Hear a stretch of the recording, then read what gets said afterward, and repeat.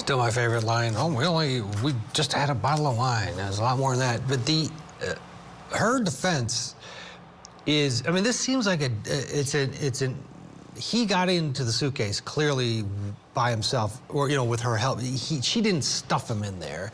There was something going on, and she was intoxicated. What if you were representing her? Let's say you could actually get along with her and represent her. What would be the defense strategy, knowing there's video of this guy in the suitcase before he dies, and then this video of her talking to? They're trying to explain this thing away. Strong strategy on this one, and I love this question. I've debated this.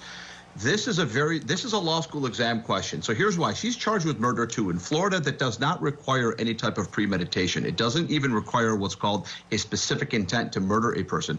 It requires a very, you have to demonstrate a disregard for human life, right? If you're being charged with it, right? So here's what the defense strategy would be. First of all, you have to contend with the fact that this guy is on tape, and I'm assuming some of the members of the jury are claustrophobic, and they're just going to tune this out, right, as one of the most horrendous ways to die.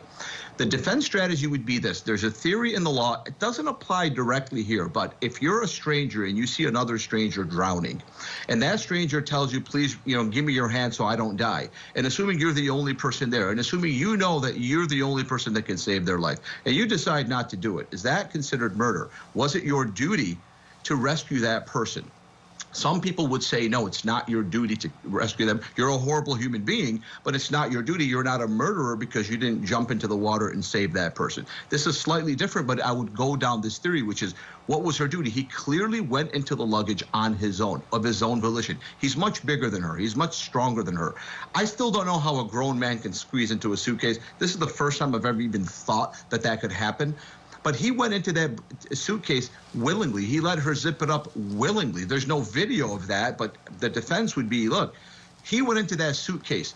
She had no idea. She's a complete idiot. She had no idea. My client is dumb, one of the dumbest people in the world. She had no idea he'd suffocate. He wanted to go in there. He told her he'd done it before, and he wanted her to put him in there, and she fell asleep. It wasn't her job to unzip the suitcase. Obviously, that would be a very strained defense, but that would be your defense against murder too.